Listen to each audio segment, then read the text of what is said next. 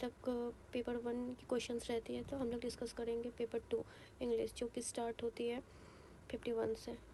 Wait a minute.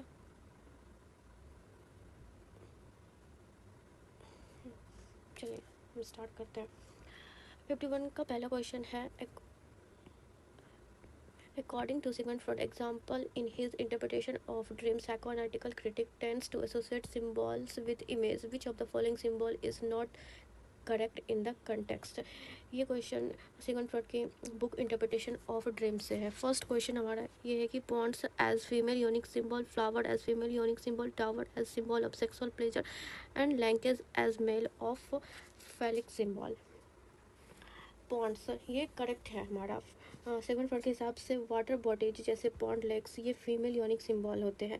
Second question है flower as female unique, ये भी करेक्ट है, फ्लावर को भी फीमेल सेक्सुअलिटी से रिलेटेड किया गया। और थर्ड क्वेश्चन है tower as symbol of sexual pleasure, ये गलत है। सिगमंड फ्रॉइड के अकॉर्डिंग टावर एक्चुअल में मेल फैलिक सिंबल होते हैं, ना कि सेक्सुअल प्लेजर का सिंबल है, ठीक है। और क्वेश्चन नंबर 4 में है लेकिन एज मेल फैलिक सिंबल, ये करेक्ट है। लेकिन मीन्स होता है भाला, ये क्लियरली मेल फैलिक सिंबल को डिनोट करता है। तो इसका हमारा करेक्ट आंसर होगा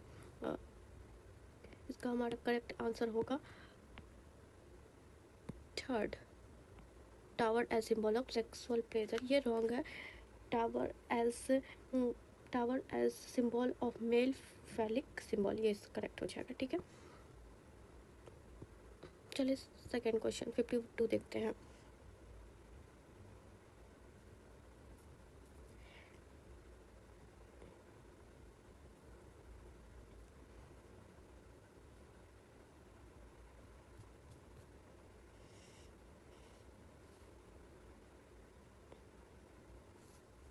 हमारा 52 का क्वेश्चन कर रहा है in 1832 in at the end what is now called the romantic age. Samuel Taylor Coleridge described the three silent revolution in England. Identify the wrong option.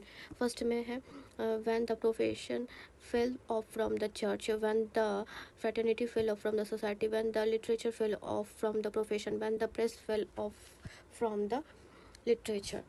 तो इसमें से क्या गलत है वो पूछ रहा है।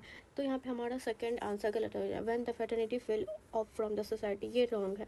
ये फेटर्निटी और सोसाइटी का यहाँ कोई मेंशन नहीं है कॉलेज के, फेटर्निटी और सोसाइटी का यहाँ कोई मेंशन नहीं था कॉलेज के स्टेटमेंट में।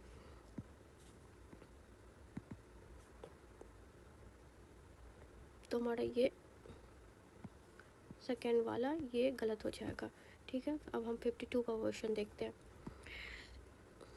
यहाँ पे 53 में हमारा असर्शन एंड रीजन है। असर्शन कर रहा है the 3 year of 1945 saw the change in English poetry. Some poets, despite modernism, continued romantic traditions, writing deeply personal response to the world of engaging with internal elements theme. तो इसमें से assertion और reason में हमारा क्या wrong हो जाएगा?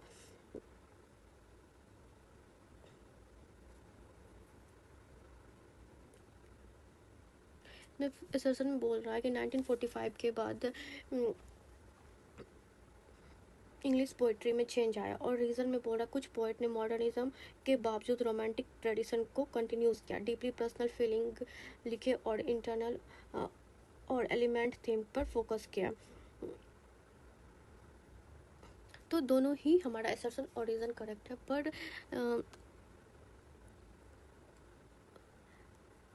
पर R the correct example of A नहीं है, तो इसलिए हमारा आंसर 2 हो जाएगा,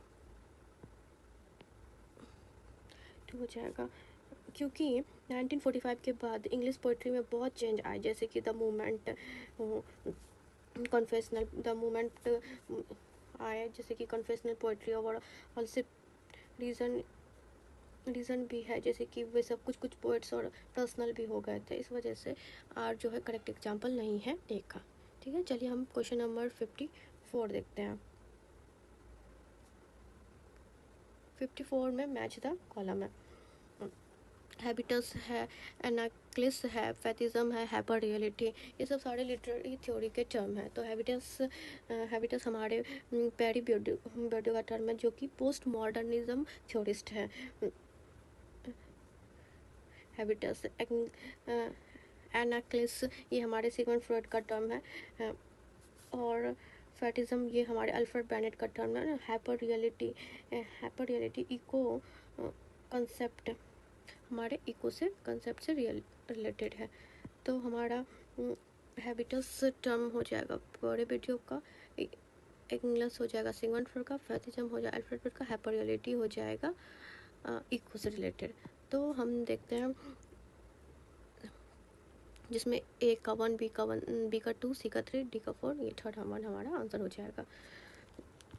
और हम देखते हैं, चलिए हम क्वेश्चन नंबर 55 पे जाते हैं।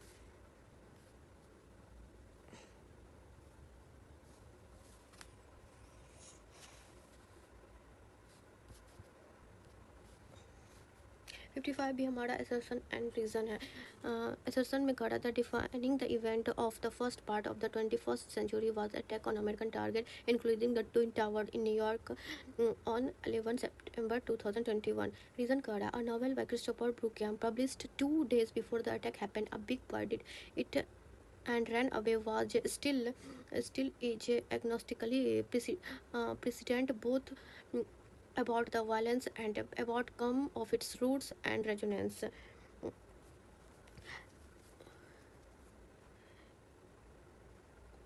असर्सन हमारा कहा 21st सेंचुरी के शुरुआती हिस्से में सबसे इम्पोर्टेंट इवेंट अमेरिका पर जो अटैक हुआ था जिसमें 11 सितंबर अटैक ट्विन टावर भी शामिल है। इसका मतलब 9/11 मीन्स 11 डेट और 9 सितंबर, 9 जो सितंबर का महीना होता है 9 दुनिया का एक पॉलिटिकल सिक्योरिटी ग्लोबल रिलेशन को बहुत इम्पैक्ट किया था। और उसमें रीज़न में कह रहा है कि ये novel a big boy did it and run away जो कि अटैक से 2 दिन पहले पब्लिश हुआ था, कि वो वायलेंस और उसके कॉज के बारे में काफ़ी हद तक पहले से ही बताया गया था। तो दोनों स्टेटमेंट सही है, पर क्या ये जो है उसका असर का रीज़न नहीं है। तो हमारा आंसर होगा both statement A R correct but R is the not correct explanation of A. ठीक है, चलिए हम 56 क्वेश्चन की ओर जाते हैं। 56 क्वेश्चन हमारा है the poet of the food for the trended stomach the poet indeed the right popular philosopher an apology of poetry. ये हमारे फ्लिप सेट ने कहा है एन एपोलॉजी ऑफ पोएट्री। ठीक है, the essay proposed to halt at the frontier of metaphysics and metacism and the confine itself to such practical conclusion can be applied by the responsible person interested in the poetry. The metaphysical poets ये term coin किया गया था, ये work है T.S.. Eliot द्वारा। ठीक है, हमारा थर्ड है the individual work of our elder writers had must said that said the work of Shakespeare and Milton are driven into neglect by the frantic novel, stickly and stupid German tragedy and dialogue in the ideal extravagant stories in verse. Preface to lyrical word जो कि William Wordsworth का work है। D में है the poetry For the poetry, the idea is everything. The rest is a world of illusion, of divine illusion. Poetry attaches its emotion to the ideas. The ideas is the fact. The study of poetry. ये concept किसका है? Matthew and रॉल्ड का। A fool might be oneself alone. Expose. No one of the words makes many more in prose. An essay on man. ये हमारा an essay on man ये हमारे Alexander Pope का term है। तो फर्स्ट टर्म है an apology of poetry, ये term दिया गया है हमारे फिलिप सिडनी द्वारा। Second the metaphysical poet T S. Eliot द्वारा। थर्ड है preface to lyrical ballad the Williams word द्वारा। Fourth the study of poetry, ये हमारे मैथ्यू ऑनल का टर्म है। एंड फोर्थ वन है एसे ऑन मैन, ये अलेक्जेंडर पॉप का। तो इसमें बोल रहा है कि कौन सा हमारा रॉन्ग है, तो कौन सा हमारा करेक्ट मैच कर रहा है। तो हमारा करेक्ट मैच कर रहा है फर्स्ट से। The poet is the food of tender stomach, the poet is Indeed the right popular philosopher and apiology of poetry.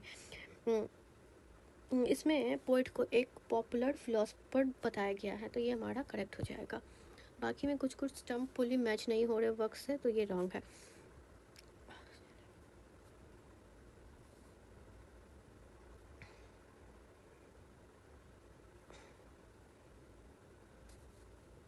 हम 57 में चलते हैं। 57 में क्वेश्चन हमारा है, in which of the novel Anita Desai, the heroine in her fifth pregnancy leaves her husband in a mood of unease to seek peace in an island minority of Bombay?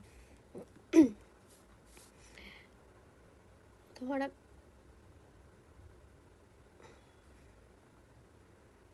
Option है third. हमारा option correct हो जाएगा, where shall we go this summer. ये हमारा correct answer हो जाएगा। इस novel में वो हीरोइन जो है हमारी, उसका नाम सीता है, जो कि अपने हस्बैंड और बम्बई के मोनोटोनस लाइफ से बहुत ज़्यादा फ्रस्ट्रेट है। आगे कभी डिस्कस करेंगे इस बुक को। Where shall we go this summer बहुत अच्छी बुक है बाय अनीता देसाई। 58 में हमारा है question, we define culture as one of the 2 or 3 most complicated word in the England language. ये हमारा करेक्ट आंसर हो जाएगा रेमंड विलियम।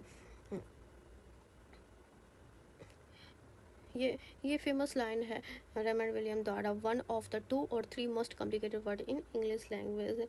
रेमंड विलियम अपने ऐसे कल्चर में क्लियरली लिखा है, culture is one of the 2 or 3 most complicated word in English.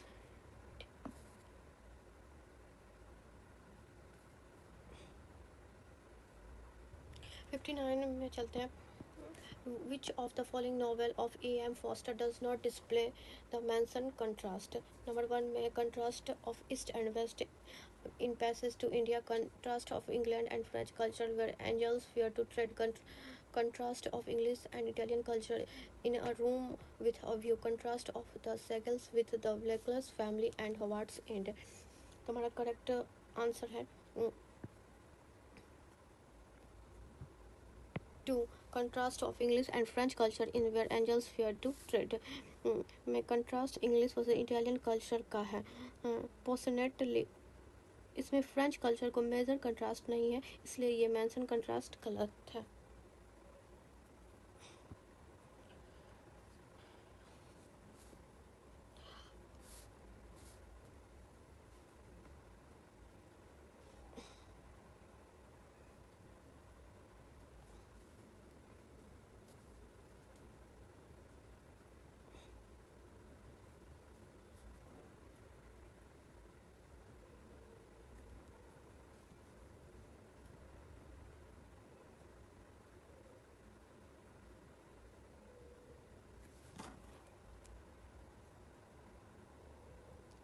और हम अपने लास्ट क्वेश्चन पे को डिस्कस करेंगे। Empedocles on Etna is example of ये कॉलसेट ड्रामा का एग्जाम्पल है। Empedocles on Etna is a dramatic work written by Matthew and ये क्लोसेट ड्रामा का एग्जाम्पल है, type of play that means read rather than perform on stage. तो आज हम question number 60 तक डिस्कस करेंगे, बाकी 10 क्वेश्चन हम लोग कल डिस्कस करेंगे। अगला हम कल से नेक्स्ट टॉपिक में 61 से डिस्कस करेंगे। तब तक के लिए थैंक यू।